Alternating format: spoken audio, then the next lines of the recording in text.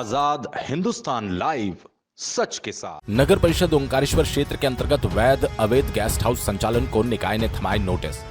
ओंकारेश्वर में भवन भूमि स्वामित्व, भवन अनुज्ञा संबंधित दस्तावेज उपलब्ध कराने के संबंध में ओंकारेश्वर में सूचना पत्र जारी।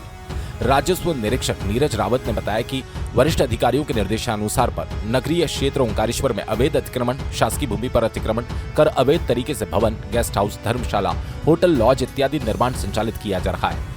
साथ ही आवासीय भूमि पर दुकान, गेस्ट हाउस, होटल, धर्मशाला का निर्माण कार्य किया जाकर व्यावसायिक उपयोग किया जा रहा है। साथ ही आपके भवन से निकलने वाला गंदा पानी, मलमूत्र भी सीधे नालियों में छोड़े जाने से नालियों के माध्यम से सीधे नर्मदा में जा रहा है और न ही आपके द्वारा किसी प्रकार वैध पंजीयन कराया गया।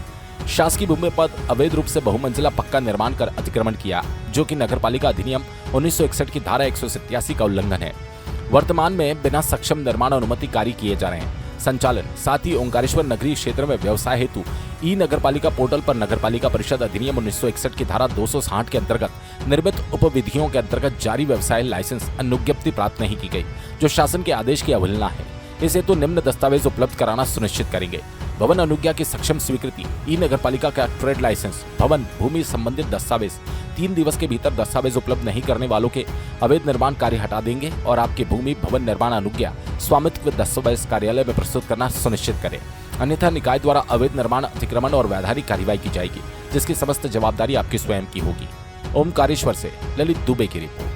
आपको ज्ञात है कि ओंकारेश्वर नगरीय क्षेत्र में जितने भी क्या होता है अवैध रूप से गेस्ट हाउस संचालित हो रहे हैं या जिन्होंने रहवासी की परमिशन लेके कमर्शियल यूज़ कर रहे हैं, तो उनका भी हम लोग सर्वे करके और कार्रवाई करके नोटिस जारी किए जा रहे हैं। ये किस प्रकार की कार्रवाई होगी और कितने दिन की सूचना दी जा रही है?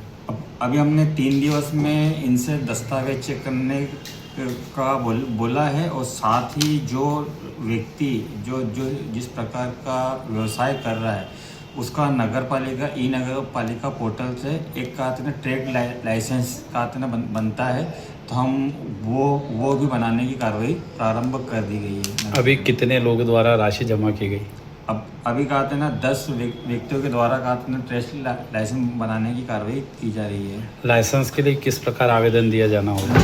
लाइसेंस के लिए जैसे आपकी जो दुकान है तो उससे संबंधी रजिस्टर्ड डॉक्यूमेंट्स ही लगेंगे और उसके पास वो जो दुकान है माला कंठी है तो कितने आइटम बेचते हैं तो उस प्रकार से अलग अलग हिसाब से टैक्स निकलेंगे। और लाजों का भी इसी प्रकार रहेगा? लाजों का भी इसी प्रकार का। अंदाजन कितने रुपए महीने का कुछ प्रावधान हुआ है या परिषद में निर्णय लिया जाएगा? नहीं, ये तो ऑनलाइन ही है और 3000 रुपये वार्षिक लगेगा इसका शुल्क ट्रेड लाइसेंस का। आपका परिचय? नीरज कुमार रावत, RI नगर परिषद ओंकारेश्वर।